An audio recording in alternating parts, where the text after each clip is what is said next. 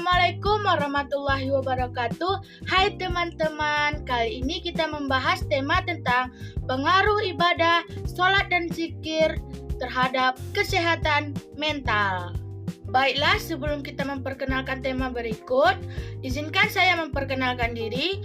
Nama saya Fadilah Hanum, NIM saya 2408020019, mata kuliah Metode Studi Islam, Prodi Psikologi Islam 24. Nah, apa itu pengertian pengaruh ibadah sholat dan zikir terhadap kesehatan mental?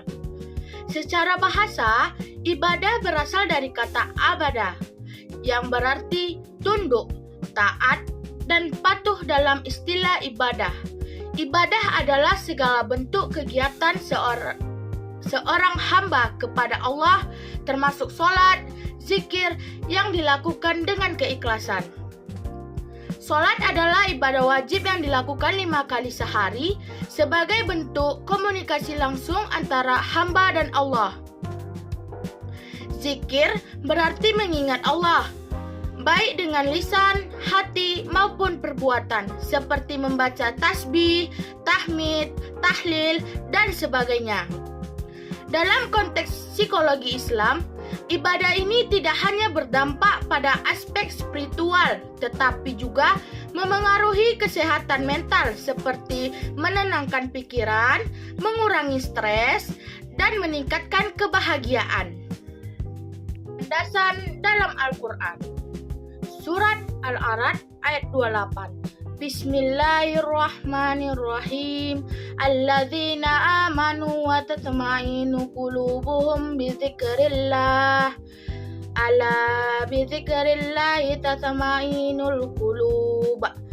Yaitu orang-orang yang beriman dan hati mereka menjadi tentram dengan mengingat Allah Subhanahu wa taala.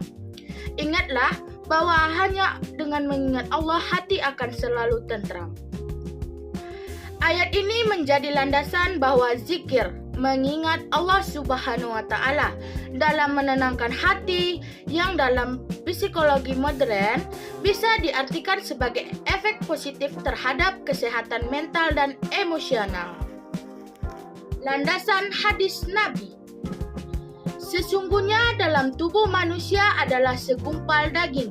Jika ia baik, maka seluruh tubuh akan baik. Jika ia rusak, maka seluruh tubuh akan rusak. Ketahuilah bahwa ia adalah hati. HR Bukhari dan Muslim. Hadis ini menunjukkan pentingnya kesehatan hati dan jiwa. Dan ibadah seperti sholat dan zikir adalah cara untuk menjaga hati tetap sehat secara spiritual dan psikologis. Pendapat ulama. Imam Ibnul Qayyim berkata, zikir bagi hati ibarat air bagi ikan, maka bagaimana keadaan ikan jika terpisah oleh air? Artinya, jiwa manusia akan gersang dan gelisah tanpa zikir dan akan merasa tenang saat dekat dengan Allah Subhanahu wa taala. Ulama juga berpendapat bahwa sholat adalah terapi jiwa karena menumbuhkan kedisiplinan, ketenangan, dan penguasaan spiritual. Perbandingan dengan pendapat psikologi umum. Dalam psikologi modern, praktik seperti mindfulness dan meditasi terbukti bisa menurunkan kecemasan dan stres.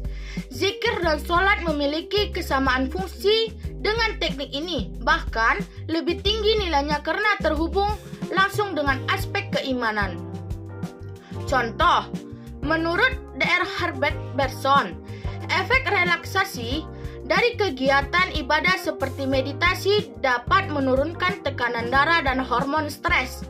Dalam konteks Islam, zikir dan sholat memberikan efek relaksasi tersebut secara spiritual dan emosional.